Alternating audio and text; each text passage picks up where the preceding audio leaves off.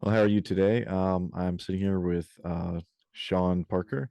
And so you actually had just finished writing a book, right? Yeah, that's correct, Johnny. Yes, I've just got a new one coming out in about a month, but also I've got an audio book from the last one, which is done from last year. So I keep up the churn. Perfect. Yeah. And what was the main subject of the newest book that you have coming out? The one I've got coming out in about a month is A Delicate Balance of Reason, it's called, and it's Adventures in the Culture Wars as a subtitle. So just to give people an idea about what's going on inside it, I'm a cultural theorist a lot of the time, so I keep my eye on what's going on, as we'll talk about. And does it chart a big change over time? Or are you specifically focusing on one certain point of time or one major phenomenon, or are you kind of charting like a growth over time or changes to the culture and how much it has been influenced by certain events? Kind of quite a lot of kind of academics, especially from America. Mr. Greg Lukianoff, for example, has been talking about over the last 10 years, from specifically 2014. People keep coming up with that year, and here we are, 2024. So over the last 10 years, there have been massive changes. Everybody knows what's happened. No one really talks about the dates and the timelines very much, and as to why. So I've tried to frame the structure around that time, where lots of us have had our own sort of last sort of 10 years, and people think about these things in terms of the events of their own lives. So I've tried to fit all that into there in the timeline sort of sense that you mentioned. So it like opens the door for a lot of people to kind of get a better access to it. I've noticed a lot of people seem to base assumptions with modern media very, very quickly. So they'll see just a couple of little flashes of something that could be, either true or untrue, and then suddenly they have a much faster picture forming in their mind of like what a certain country is like, or what a culture is like, or what a religion is like, and it happens so much quicker than it would, I would assume, before the advent of all these devices where things were so quick. You would have to actually read things and talk to people and, maybe study it in a library and maybe a bit of a slower setting. But now you have people who could just instantly ask Siri or Google something. And do you think that has had a huge effect on culture, or do you think that it's more of a situation where culture is influencing the media more? I think that if you ask anybody over 35, they're going to say it's had a terrible effect on culture, and under 35, they'll say it's the culture. So for people like me, it's trying to understand it, keep up with it, of course, and because lots of other people will understand it better than I, how to use it. But being having come sort of out of the last century and into this one and keeping my eye on it means that yes, it's had a terrible effect on how people interact because, as you mentioned, there's no reflection on judgment. There's just judgment, as opposed to going, well, so the only thing I can do on X, where I attempt to nurture a nice sort of following because it's free speech and it's lively and, Musk, is to try at all times to keep as much of a balance as possible and to show people that's the way to be nice. It's a nice way to be, but certain subjects like whether it be Depp Heard or Israel Gaza, of course, that one's a international, intense, and sort of grim, proper politics situation where that's the culture wars becoming war. And the other one with the Depp Heard is very much it's a relatable thing where everyone goes, ah, well, that's what domestic violence is really about. So those fascinating culturally, but the way we discuss it and the way the Depp Heard fans go at each other, it blows my mind sometimes. It's absolutely correct. It's the toxicity levels are very high, but also I'm seeing the same problem in those cases. Those are excellent examples because people will take the smallest headline and then that will be their entire perception of an entire war or a case, and like things like that kind of they do worry me because I do see the less literacy, like media literacy there is, where people are unable to discern, is this source real, is it fake, is it honest, is like because they want information as fast as possible, and the quicker the information is, I think it risk sacrificing accuracy and data mm, because they people just want it fast. They don't want it necessarily to be accurate. But those examples are excellent because you will see people just form an entire opinion on the nature of domestic violence, how America and Britain handles domestic violence cases, or what is abuse, what is subtle abuse, what is psychological, physical abuse. Like they'll form all these huge, deep opinions on things that they haven't seen the evidence for. They've only seen maybe a headline or they heard a slanted podcast or something like that. So they don't get both sides of what's going on, or they have a limited historical understanding. For example, most people that I talk to about Gaza, they tend to talk about the 40s, but this has been going on so much longer before the 1940s. So mhm, that's part of my worry, and it's also why I do enjoy your posts because they are very they tend to be more balanced and fair. I'm highly opinionated, so but mhm. it's great to see someone like you actually trying to bridge divides and see why people are kind of interpreting these things the way that they do, especially in these large groups of minorities. Like, and I don't even mean like the makeup. I mean like minority in the sense that just holding that opinion. Like you're Mm, definitely in the minority if you believe, for example, Amber Heard, or if there's a group of people that believes that Harvey Weinstein did like absolutely nothing wrong to anyone, like that's a tiny minority, but those people do exist on the internet. So it's like things mm. like that. So, um, what is your opinion about how these cultural problems that we're seeing today, like the main biggest ones that are always debated, like cancel culture and things like that? How do you think that ties into some of these specific people, like J.K. Rowling, for example? Yeah, absolutely. With JK is in the age bracket that I mentioned before, which being 55, I believe, and she's a Brit, of course, a Scottish Brit, and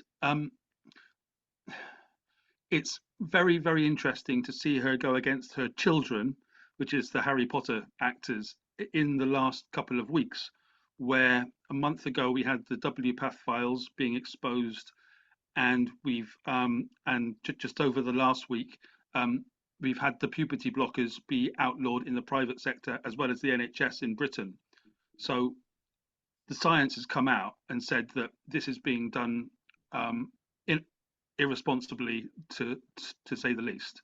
And JK for 5 years has been saying what a woman is, and never been transphobic. There's nothing you can find in her tweets that's transphobic. That's a new invention, that term anyway. Never mind the language, it's another subject of mine. But there's nothing in any of her communications that's like that. She doesn't have a go at trans people. She has a go at the activists who are trying to redefine the nature of biology. And on that level, I agree with her, because I believe in the integrity of biology. We can think ourselves into whatever situation we want, but you cannot redefine what it is to be a human unless you want to live in a fantasy world, and that's fine. But you can't tell everybody else they have to indulge that, and that's the main problem for me as a man. And then for women, there's a whole other. It's not cis women. That's not a thing that exists. For women, there's a whole other issue where you're basically uh, redefining what they are without asking them. So that's kind of my position on trans, rather than her herself attempted to answer you. Yeah, no, I've never seen her say a single thing specifically targeting or against someone because of what they want to do personally in or with their body with surgery or anything or what they want to wear. I've only ever seen her call out specific cases where men actually were arrested and then they decided to transition into a woman and they were put into a women's prison and things like that. Like she's worried about spaces specific to women that were made to protect them are being taken over basically, or men are basically infiltrating the ranks of those places. And um, a lot of her hatred has come from, I think, a redefinition of the word as well. Because to say someone's transphobic is to say that they are afraid, phobic of transgender people. She's never expressed any fear because she hasn't stopped talking. So if she was afraid, she would have shut up by now. So she's not Mm. phobic, and I don't think she has a problem with trans people because, like, as much as people like to say, "Oh, this means nothing," she does have like very dedicated genuine transgender friends and she loves them. So like somebody who actually hated someone because they're trans would not have trans friends. And it's like it is a tired argument, but still it does make some actual sense because she has listed long conversations she's had with these people as well. Like these are their perspective on it. They agree with me. It's like, so you can't just put every single person into a box just because they do something that you think should be normalized or that you do personally, because then what happens is you're telling other people just because you're boiling them down to that thing, just because you are, X factor, therefore you have to agree with me because I'm part of this group and all of our X factors say we have to be this. So I think she's also become kind of a victim of just redefinitions and different groups of the same subset just infighting, because you have a lot of transgender people who don't think that kids should be, put onto puberty blockers or have their gender reassigned by their teachers. It should be like a family thing, and not extend to kids under 18 at all. So the problem is, I just don't think that web can be untangled in some countries like America, where there's so much money now in that it would be very, very hard to do a ban on puberty blockers. So, I mean, honestly, where I am, it's actually probably going to be a lot harder to get to the point where you guys have reached. Mm. That's interesting, isn't it? Like, yeah, I'm we often get the impression here that we follow America and we do in lots of things and for to good and bad consequences. And in this one, it's almost like our size has kind of come down to sort of saying, because there's a lot of people on a small island, and so it's like we have to make decisions quite quickly and to say, is this right or is this wrong? What are we going to do about this? And there's been some kind of a thing where America's so huge and diverse, literally diverse. Every we all know that, and we love it for that. Yeah. Is that it's very hard to get anything done in this one direction of saying um, what we're noticing. What's underneath all this is the gender studies courses of the 80s and 90s coming to maturity, and people being encouraged into journalism, into the civil service, into politics with agendas and teaching to basically redefine society without a mandate. And they've been told how to do that is to press the levers of power. And they're pressing the levers of power everywhere. And so, whether you're a man or a woman, you can recognize this. Okay, and you immediately get called far right, alt right, whatever else they want to. I come from the left in the old days. Now I'm totally center, as you notice from the posts, Yeah. because it's the other ones are not thinking. And the only way to think about it is to go, what's actually going on? And under JK's argument for women and under mine for rationality is I don't want people unelected coming in to, other people say to make a communist state, whatever. It's just to redefine the nature of things without permission because we haven't given our democratic vote for that. So that's why it's anti democratic. And the proper left don't really care about that too much. Yeah. I mean, we also have in the halls of government, you have people declaring, this days of visibility and entire months for this thing, right? But they never have any like actual scientific evidence to back it up. Like, because of all these, I've never seen a study that said because of all these transitions, these lives have been improved. I've only ever seen, and obviously it's anecdotal, but still the evidence should be out there if it would exist. I've only ever seen detransition stories and problems with the suicide rate. I've seen trauma as one of the main reasons why people want to go do that in the first place. There's some sort of other trauma. So instead of being treated for a different type of issue they may have had, whether it be genetic or whether it be mental or any disability, they are actually being told to do something else that's just completely unrelated. Like, oh, well, maybe you're actually a woman, rather than maybe you have maybe we have a schizophrenic on our hands and we need to help this person. But like, there seems to be a genuine lack of actual care, and the Hippocratic Oath is kind of being swept under the rug in a lot of cases because these are expensive surgeries, and it seems like they're making a lot of people money to be promoting this and be selling the flag and be selling items and merch and be selling characters in media and then just be selling kids on surgeries. Just like there's a lot of money, and I think it's going to be very hard to undo that. But also culturally, the media is what another thing I wanted to ask you about. In the UK, Is your media system similar to ours, where probably 75% of it is owned by either the state or super large companies, and they all kind of say the same thing, kind of parrot the same opinions? Corrupt, corrupt, corrupt. As I don't think is that different, with the states. Um, that we have about the 10 different titles. Half of them are owned by Rupert Murdoch, of course, which and he's got a foot in both of our countries, and that's been the case for 50 years. So there's his thing, which is it's a centre right sort of position of doing things, but the papers don't always reflect that. They actually do have their own editorial slant. So the problem is, if you go to the Guardian, which is massive, then you know you're going to get the right on progressive situation of pretty much on the trans side, for example, where it's like let people be what they want to be and destroy the state at the same time. That's what we want. And but sometimes they've started to listen to a degree of complaint or whatever, or they've just tried to broaden out, and they have arguments from the other side, and so they introduce that, which is really quite offsetting because you're like, oh well, okay, I'm not going to hate the Guardian so much anymore. The same with the Daily Mail, which is meant to be a right wing rag for years. It's now it's the biggest site in the world for media, as I believe, or print media, whatever, and it's the most read, and because of that it's got millions of constant churning stories, and all sorts of different things from the left to the right in there.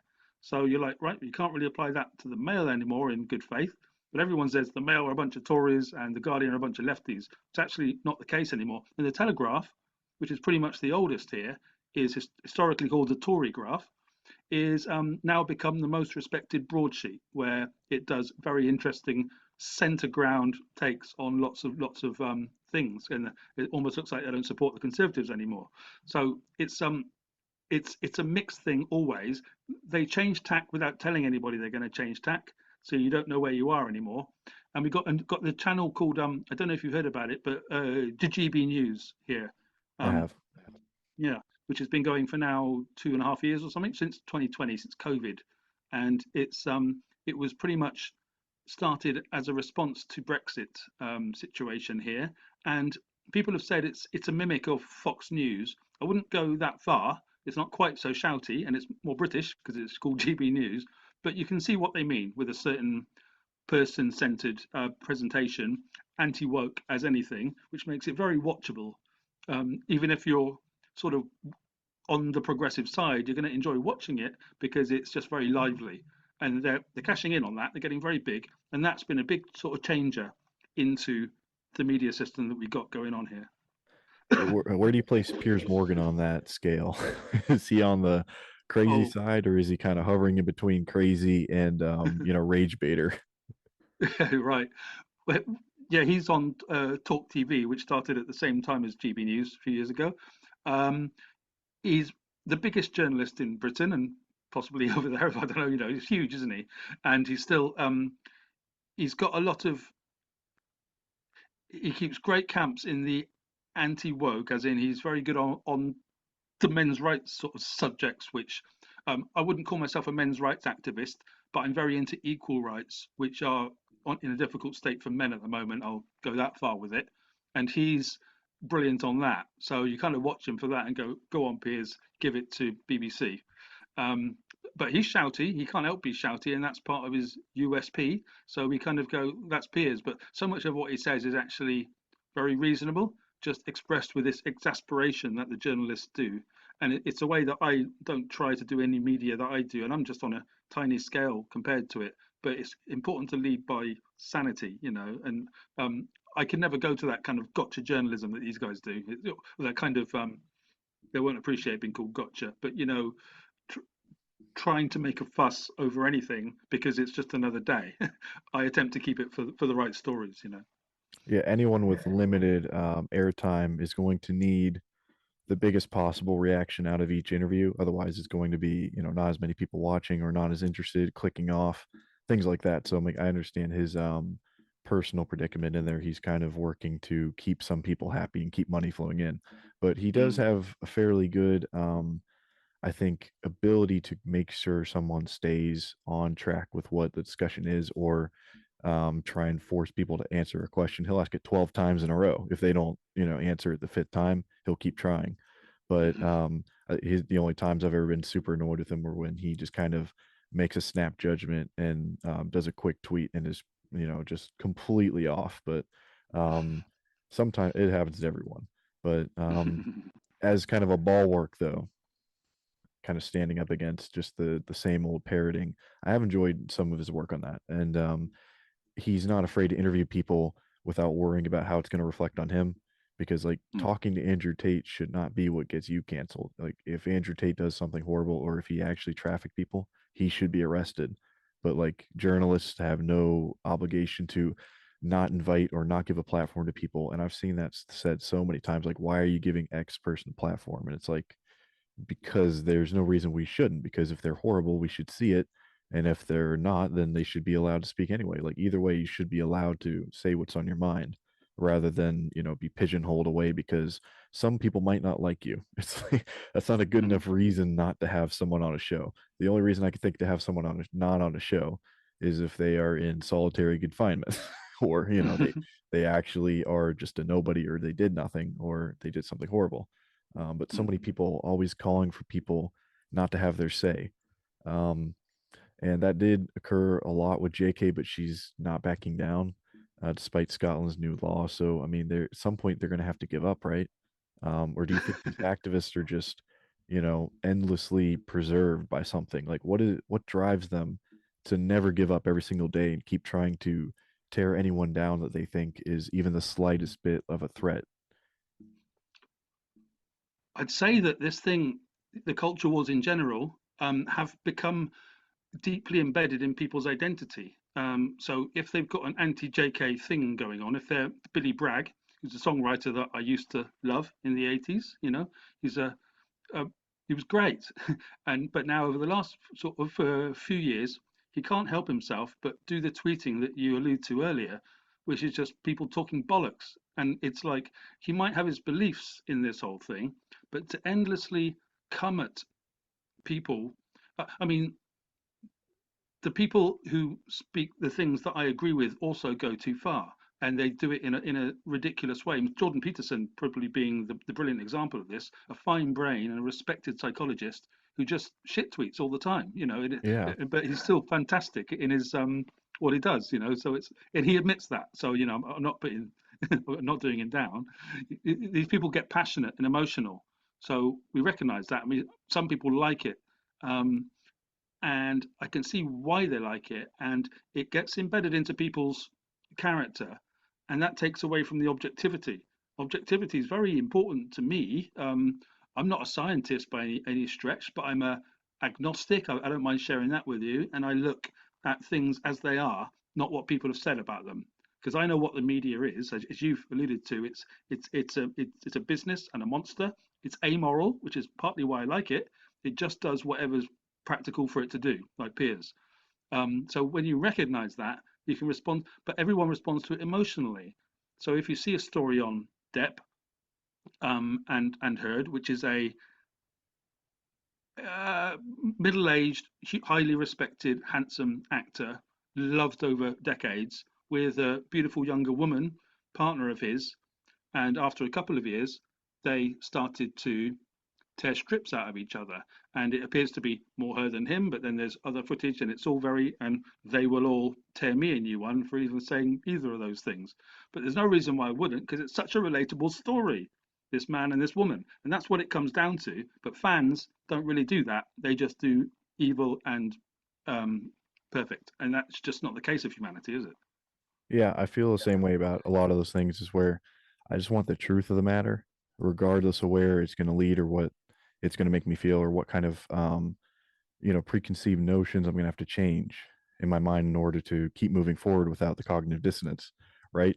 So, I mean, that's another gripe I have with Peterson, is that like he's very knowledgeable about psychology, right? That's his field. That's what he studied. He's a clinical psychologist. Then he goes out and he tries to be an expert on, right wing ish American political assumptions and beliefs and things like that. And he tries to do religious tours while simultaneously never really saying officially whether he even believes in any particular interpretation or not, because every time he does a talk or an interview or a debate about that, it's always, well, what is the psychological benefits for a populace to probably believe in some sort of myth or something? He never actually says, I truly believe in this, and therefore I'm going to act this way. It's always, "Well, I don't quote me on this, but I, think there might be a God." Like he's never really like convicted in his beliefs. So that was one of my gripes with him. But my Mm, problem is with, I would rather someone tell me what you said. Like you were right about people tearing you a new one for saying either of those things. It's because if they either know or think they know more, they instantly get mad at anyone who doesn't. So, for example, if someone said, "Oh, well, I think they were both just wailing on each other," things like that, and then if that was the case, things I would actually just sit down and tell them, like, "Oh, well, here's the evidence I saw. And here's all these photos that she faked, and Brian Newmeister was not allowed to testify about the metadata he saw from when she would take a picture. She would take the exact same photo and then edit it, but then she accidentally submitted both copies of the photos in many cases. So you have the clean photo, and then you have the one where she edited on and like changed the filter, made her look more bruised and haggard, things like that. I would just walk them through my beliefs on what I've seen. Like, this is what I saw. This is her friends. This is what I think they were trying to do and accomplish, and the money that they amount that they wanted to extort. Things like that. I would just talk mm. to them about it. But you have people now who are just like, "Oh, you think differently from me, then your throat needs to be cut." It's like a very jihadist kind of reasoning with the world. And I thought we were all trying to, calm that down, but I guess not. Mhm. No, exactly. That umbrella guy, and also Mr. Larry Foreman, Yeah. are, these guys are a bit out of my range, but I've come across them in looking at the Depp Heard thing, because they do exactly what you say. They talk you through certain things, but these what these people are up against is the believe the victims uh, propaganda of the last sort of since the 2014 that we're talking about, which just it doesn't matter if Amber was largely responsible for everything. We still believe the complainant, which is the correct term for it. And it's like, well, what about the actual facts then? They're like, well, that's not the point. So you just the court of public opinion is very tricky. It's also very money making, and it's very OJ died. OJ Simpson died just don't know when this is going to come out, but very recently. And it's like that was the start of the rolling news back in the 90s. I remember as a 20 something watching that going off, the slow speed car case and all the car crash. And then it's only yesterday that all of those old original culture wars, well, I suppose culture wars have been going on forever, haven't they? We've just got it now instantly, like you mentioned. But that slow speed car chase through Los Angeles, very epochal stuff, and watching it for 24 hours a day. That's the main story for me, the rolling news cycle killing Yeah, us. it's just TMZ. The mention of all these sleazy, like entire industries built on spying on rich people and celebrities, like whole strange carcasses and tumors that have grown off of the freedom of the press. And like I love the freedom of the press. I think it should be preserved wherever it can, but there is always the risk of the yellow journalism creeping up and just the crazy people. Because if you give anyone, a camera, if you give anyone the ability to make citizen journalism, as a lot of people call it, you do run the risk of just the most random, crazy people getting you to believe anything. Mm, Like Alex Jones might be an example for a lot of people. Like he says crazy things, like he thinks that frogs are turning gay because of chemicals in the water, things like that. Like he'll say the most wild things, but there are people who actually take him as like the most credible news source in the country, and like that's things like that happen, and but I think it's worth it to have the freedom of the press to be able to investigate anything and print any truth that they think that the public should know about, and any truth that they can verify with evidence to get their hands on. Like I think that every institution should be held accountable if possible, and it's one of the institutions that can do that. But yeah, mm, it's a whole crazy thing. But mm, another figure I wanted to ask you about, you didn't mention him, was Harvey Weinstein. So in the U.S., I think he was found guilty of, I think rape, I have to double check that to make sure I'm 100% sure, but I think it was rape, a sexual assault. There was bribery involved as well, and there was a lot of like pressure that he was putting on people. What exactly was your perspective on his entire case unraveling? Because I think him personally, we could talk about his case specifically, but I think we both agree on him as the person. But I think what you were talking to me about in the messages was an after effect of what was done in regard to him that may have been more catastrophic than just, oh, we got the bad guy. Hmm. Could you elaborate on what you were thinking about Harvey Weinstein in relation to the UK cancel culture? Well, he obviously he was a big he was a big pebble that made a huge ripple, and that's the Me Too movement, and that's had its benefits. But like Black Lives Matter, it's as we've seen from report after report, it gets manipulated, abused, exaggerated, stretched until the courts are full of this stuff, the prisons are full of it, the police are either full of it or um, enjoying it. Well, not enjoying it, but it's just confusing everything because everything gets stretched out to being um, how is he looking at me? It's like with the sex offence laws, what they actually are get expanded into the most strange directions. We've got an MP here who was just about a year after Harvey, or maybe at the same time, Damien Green, his name was, a Tory, um, was investigated for having touched a secretary's knee in the 1980s. And then at the same time as that, Dwayne Cousins, who's a Metropolitan Police officer, rapes and murders, abducts and murders a young Sarah Everard in a despicable case. I'm happy to use that term for what he did, and now he's doing a full life sentence.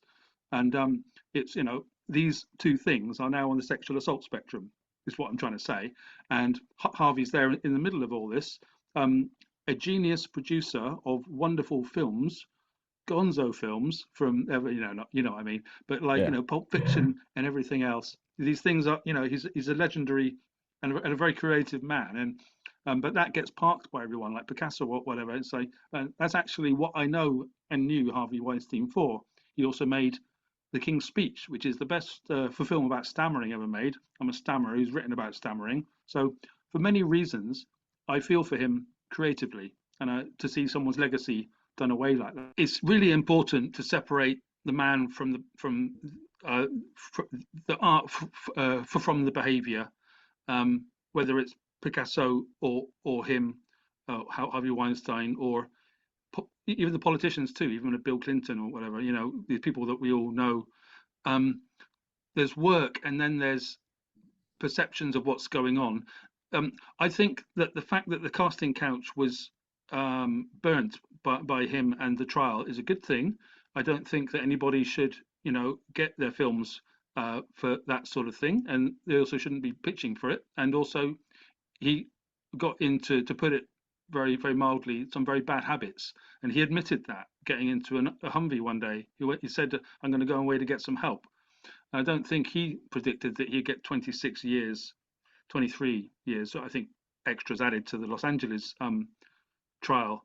And it's like, you know, um, for a person that's got into bad habits with unlimited power, to me, to the liberal part of me that believes in forgiveness and conflict resolution and things, it seems, come on, lots of careers were made, lots of people testifying against him, their careers were made by him. Catherine Deneuve stood up and said such things. His solicitor, Donna Rotunno, was is still stridently saying that's the case. The investigative reporter who goes by Claire Best in in the New Hampshire, she's a brilliant uh, has tracked all the connections to the Democratic Party to say that he was done because he was so much in debt to the Democrats and he wasn't going to be able to pay it back. That's her take on it. So there's all kinds of different points of view about what happened to him. It's in a different country than me. But that said, we all have a say in the American president because they're the most powerful person in the world.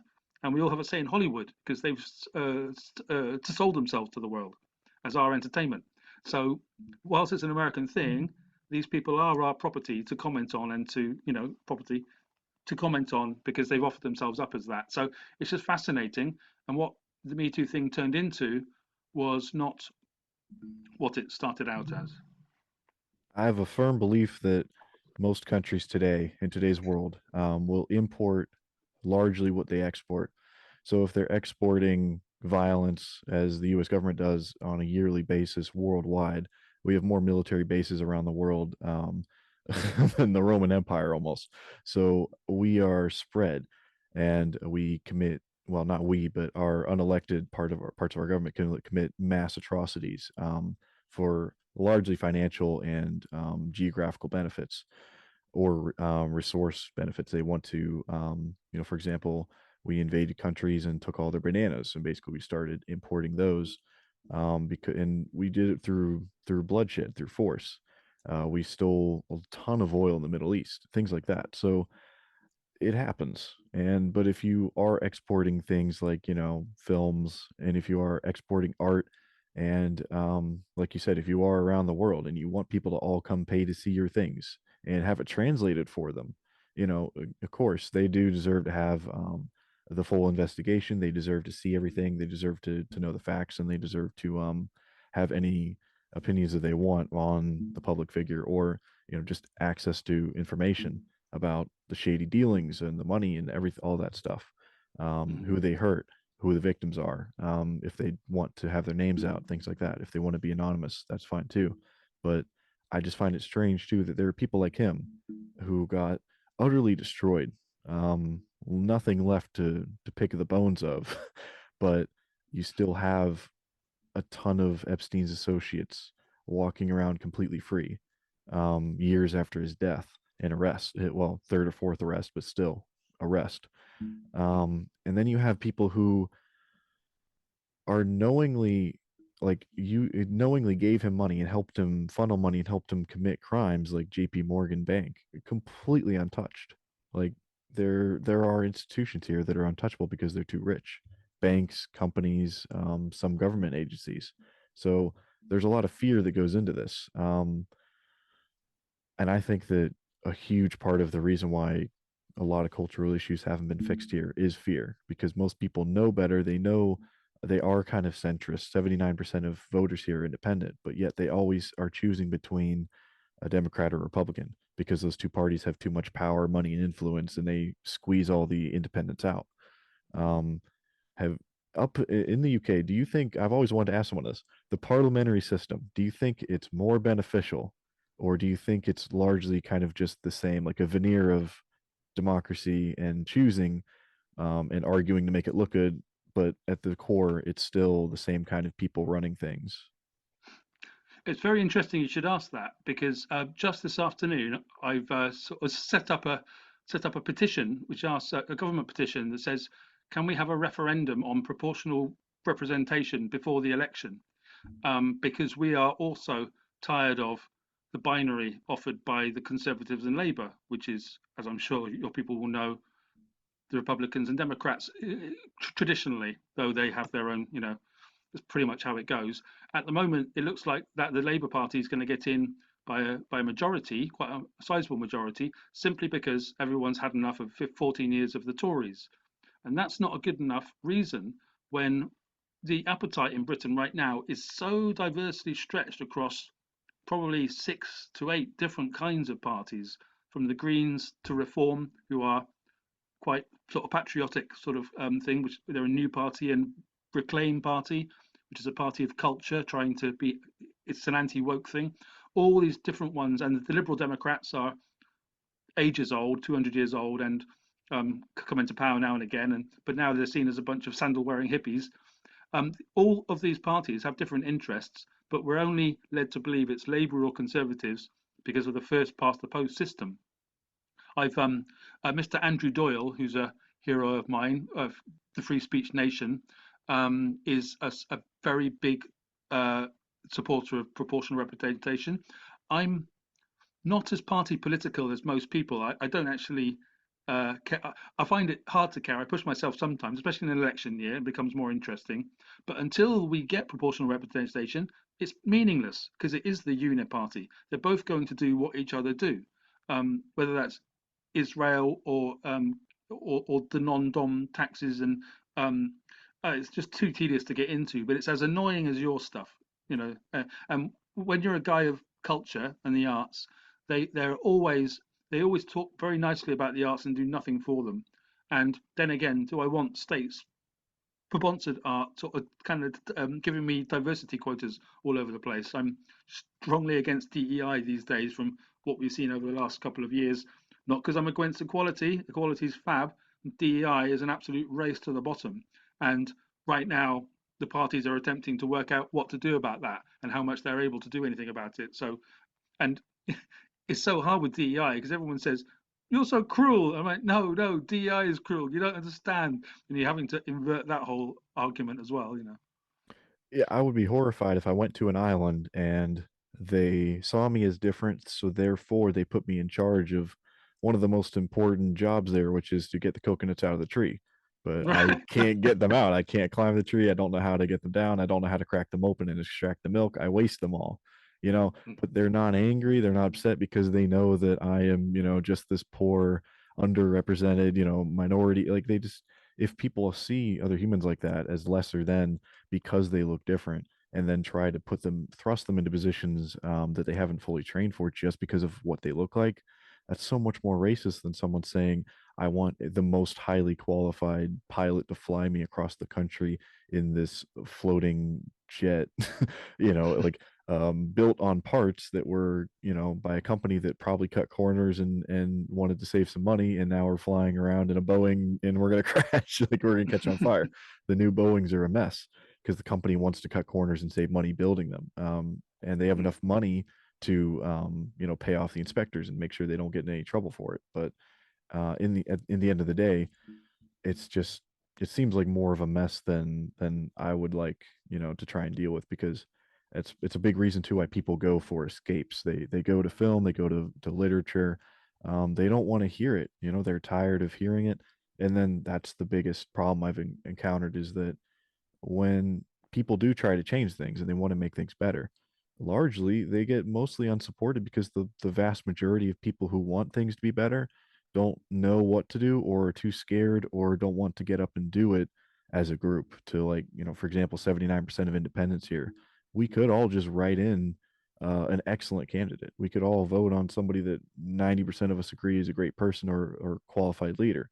We don't though. That's the problem. And we're all boxed into this fear of if I go outside the lines, fill in the different bubble, it's a vote for this, and things like that. So, what do you think is the biggest counter to people who are too afraid to like get up and just try and do something? And like not to bring up a controversial figure, but I was very interested in the UKIP run of Carl Benjamin that you guys had a few years ago because he was enormous online. Millions and millions of people listen to him every day. And then he went out into the streets of the country. He would talk, he would have milkshakes thrown at him. But like at the end of the day, he didn't get a lot of votes. Do you think that he was sabotaged, or do you think that he was just artificially popular because of internet attention that could have come from anywhere in the world? Mm. Are you talking about Carl Benjamin or Mr. Nigel Farage? Yeah, he ran as a UKIP. I Mm. forget which position he was running for. Was he actually running for prime minister, or was he running for a lesser cabinet position? Um, I think he'd have been running for just to be a member of parliament, Okay, yeah. because that was UKIP before Brexit. So yeah, probably about that. Kakar was at its biggest slightly before I started to pay attention. I came on to all this in about 17, 18. Um, so, but yes, he is an honest broker who talks about history a lot in terms of how things sort of should be, and he's very much a Carl Matt Walsh of UK, I would say. He's got the beard and Orson The- Welles sort of stature, to him, yeah. and he's an alpha male, and he's a very convincing figure. He got into trouble with Jess for Phillips, who's a Labour MP here, and because he made some sort of a joke about rape where she was mentioned, and the details of it are almost as sketchy as that. And I've seen footage where it's like, but these things will get exploded and blown up, and that's what happened to him. And it appears to be, but he started up the Lotus Eaters. He's still a really important figure on the counterculture, and just is still, yeah, he's a very important voice in the alt right, but also, as I say, he was bigger before I paid attention. So there's that kind of a difference in my understanding of him. Yeah, I think right about the time he got demonetized on YouTube, he moved off of it a bit. He's come back in a small way, but he was around 1 million subscribers. Now he's at probably 800 something thousand. But yeah, it Right. was that was right around 2018, 2019. They demonetized him, so he said, "Screw it, I'm going to move somewhere else." And I want to make money off of this content because enough people are watching to justify that. But Mhm. my thing with him was that it was very strange because he tended to be someone who was pro free speech and pro joke. So the joke that I read, and he did a debate in the states about this. It was, I forget what it was, 2017 MythCon or something like that. It was some sort of convention, um, where a lot of internet influencers would appear and talk about their life and their content they make. Very interesting stuff, I know. But he was there and he debated someone about it, and his point was that um, she was saying something about being scared of people wanting to harass her, things like that. So his tweet in response to her, because she wanted to make some sort of new law about harassment, he said something like, "I wouldn't even rape you, like I would not," as a joke. And like it was a very strange thing because a lot of people took it to mean he would. As like, no, he wasn't being sarcastic, he actually wouldn't. So I think the point he was trying to make was he could threaten to not do bad things to people or to do nice things to people, but he would still get in trouble with internet what is it, censorship laws. So that's the point he was trying to make. And like the other guy with the dog and the Nazi salute joke, like things like that. Like I think they were Count just, Dankula, yeah, yeah, yeah. they were just highly rebellious and protective of their sphere where they started, which was the internet. Kind of like the people with the video games, Gamergate. They were very protective of people trying to regulate and mandate things for what they see in their games. Like they said, no, no, no, full creative freedom. Let them do what they want. So my fascination with him was mostly, how do you get destroyed for telling someone you would never do a horrible thing like that to them? I guess it's because the word is included. Because you said the word, you're in trouble. And it's like, that's bizarre to me because they say the word all the time when they say similar things like, "I'm against rape," or people are like, "The rape culture, this is bad." Like they say it, but they don't get in trouble. But then he says he wouldn't, and he does get in trouble. It's like, it seems like a catch 22. Yeah, it doesn't apply the other way around, of course. The, the women, or not women, feminists, media justice feminists, I've come around to calling them now because there's a very specific group, and this happened to Mr. Lawrence Fox. Do you know him? I heard a little bit about him. Yeah, what exactly happened for anyone who didn't? Yeah, about 2 months ago, I think it was, Lawrence, who's the leader of the Reclaim party, which I mentioned earlier, um, was on GB News on Dan Wootton's show, and was very sort of relaxedly, as he does. He's a very relaxed type person. He doesn't have airs and graces. He's quite posh. He's an actor here of an acting family, but he doesn't do airs and graces.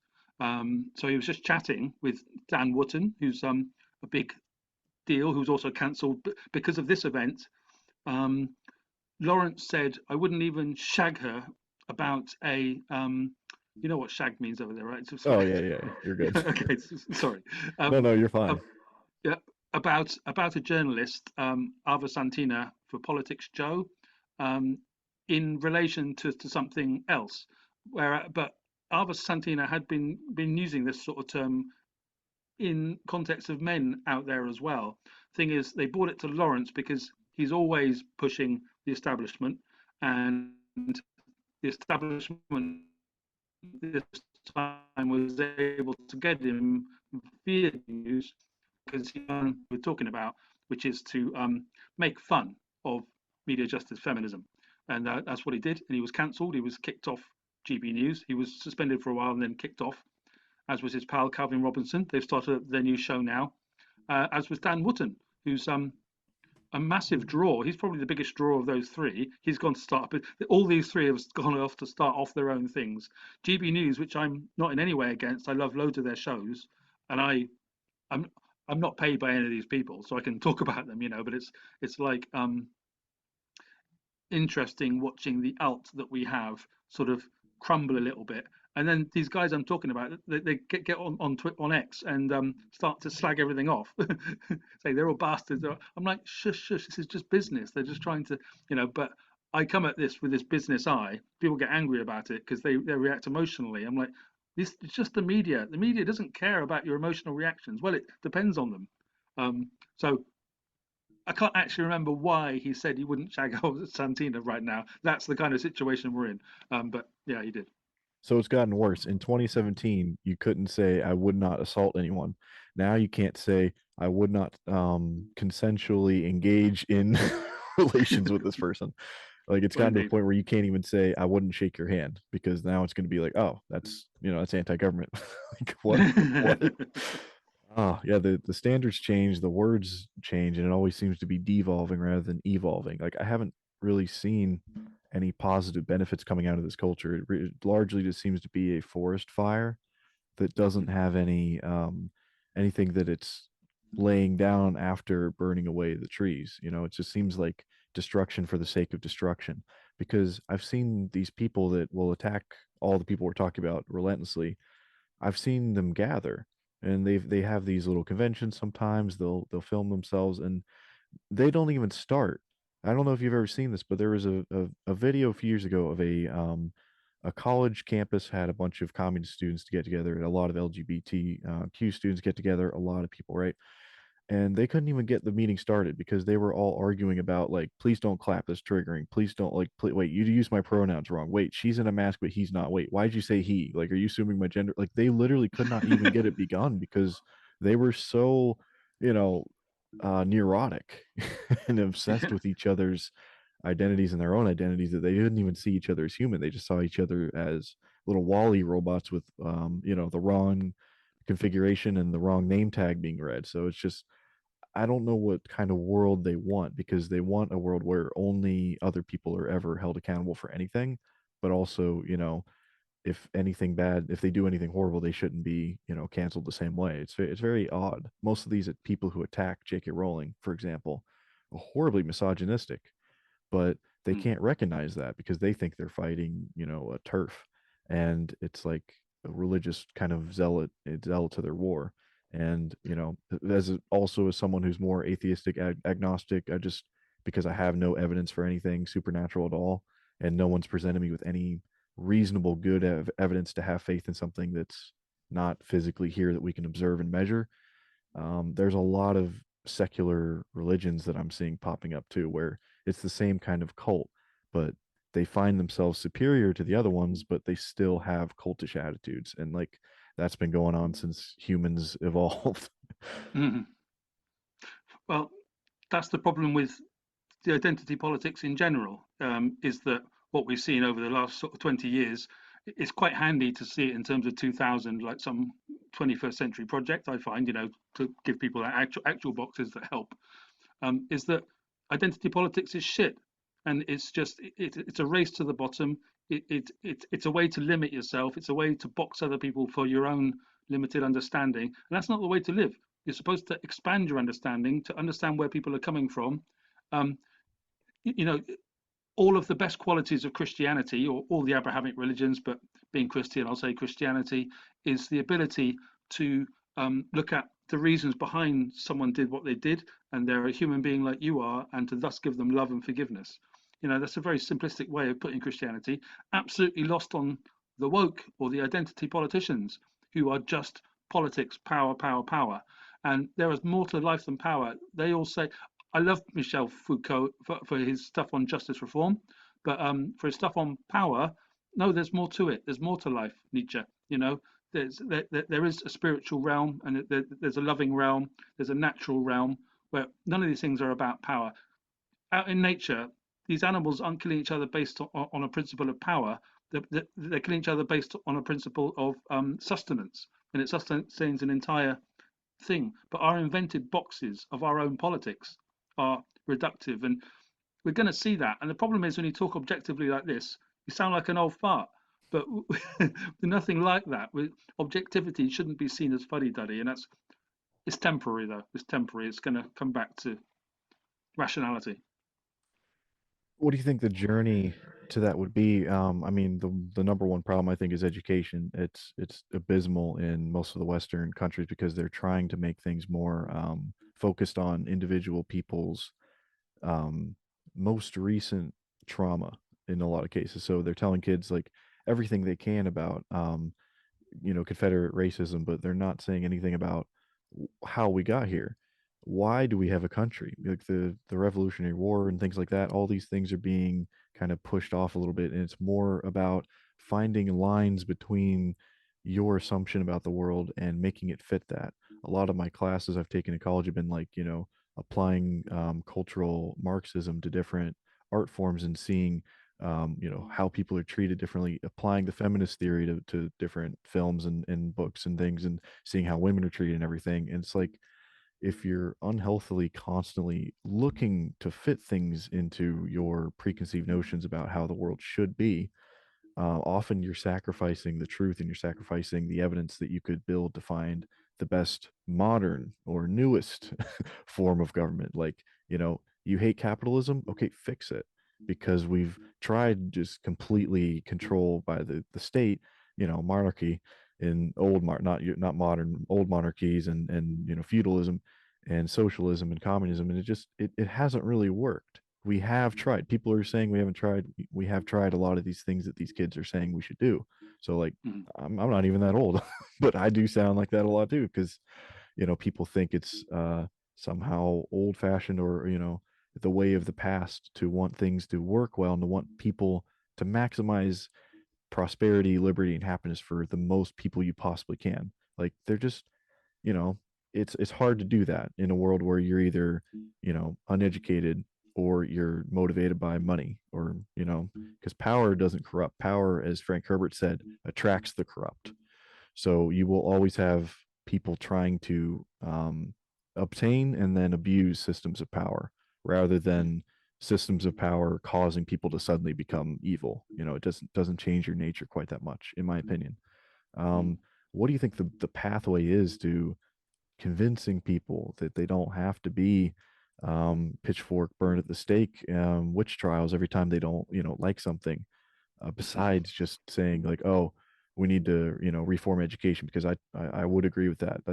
We're bottom 40, we're 43rd in the world right now, the United States, in their education standards. It's pretty bad. But what do Wow. you think is the key to telling these kids right now who are stopping streets because of what they perceive as a genocide, or trying to literally attack an author? What would you try to say to them to kind of like s- get them to understand reason? Um, I've got a sense that these things are generational in as much as the Gen Z now, the really young, or the 15-year-olds and things, from all accounts, by all anecdotal evidence I'm hearing, are disinterested in woke to the point of rebellion, um, and are starting to they're kicking back against the slightly older generation who are and what the older Gen Zs and the younger millennials, this kind of thing, these very very identity politics washed people. The Gen Z is saying no, and they're being very gnarly and very interesting. So there's a good chance it'll what the progressives don't realize is that their establishment, or they do realize it, they can't accept it.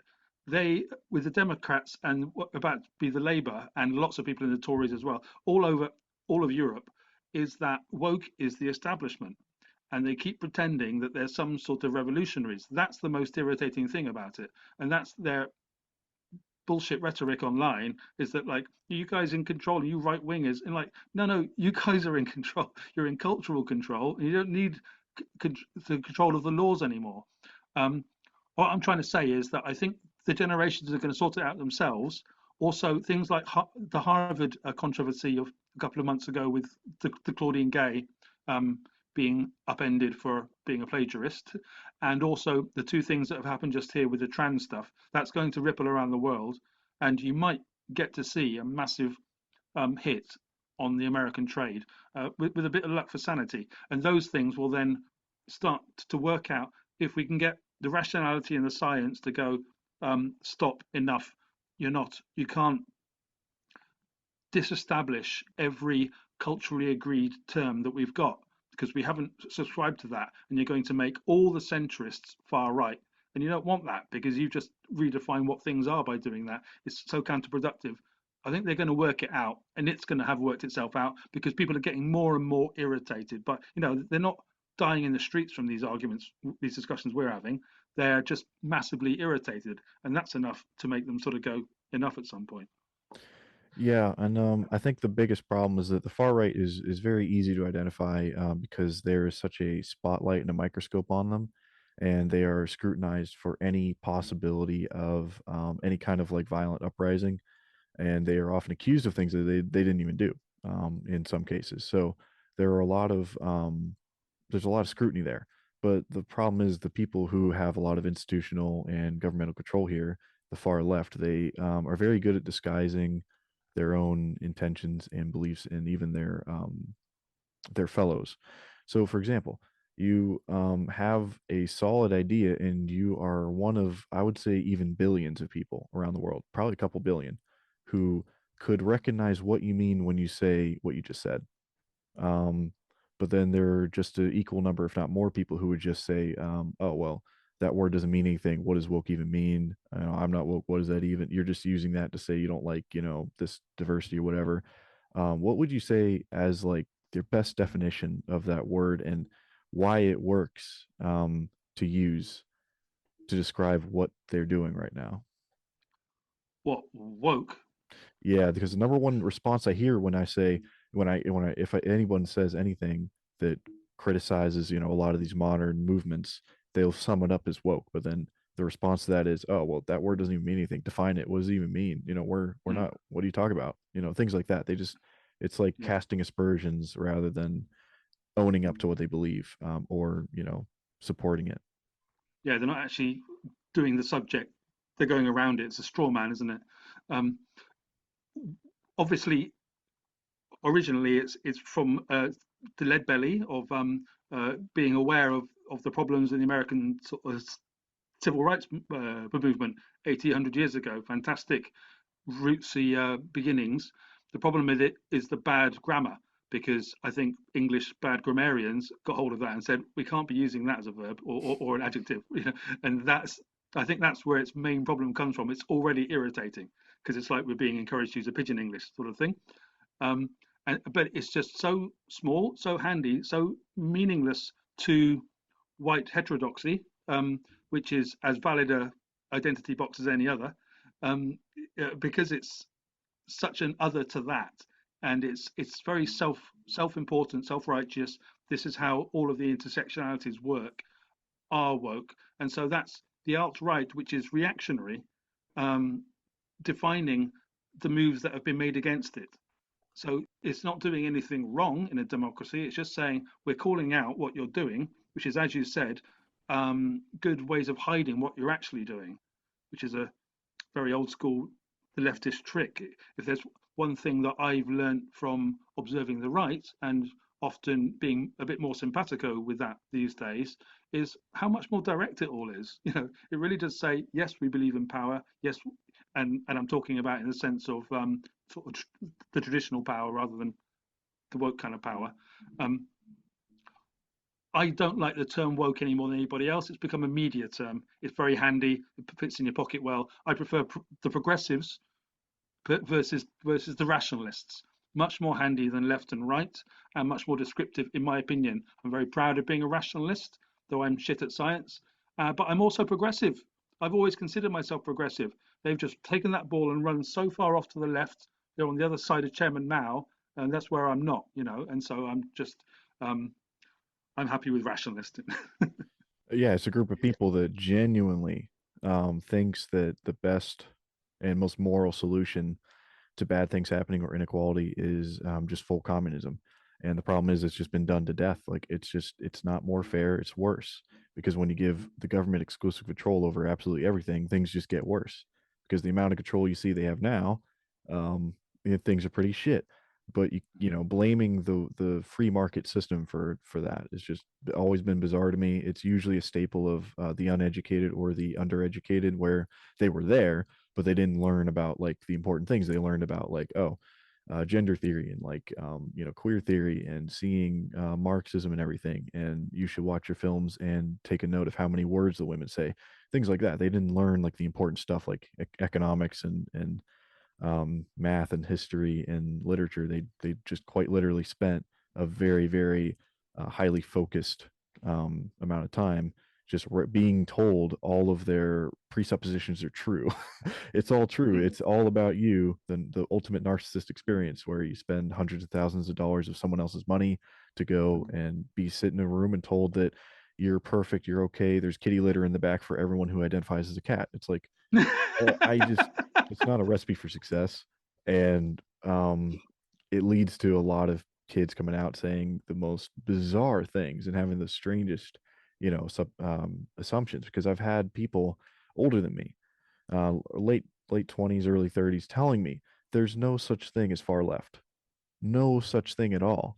And that's just completely mad to me. Like, how can you actually live in reality and not see the reality? Because, like, I can understand, like everyone else, there's a far left and a far right, and then there's, fringe groups. But, like, to say there isn't one at all is just complete abject rejection of reality. So, like, I think one of the biggest problems with the generation we're stuck in right now is that they're not just unaware of reality and, oh, if we make them aware, things will get better. It's literally a good chunk of them are willing to deny objective reality to accomplish what they want and to get what they want.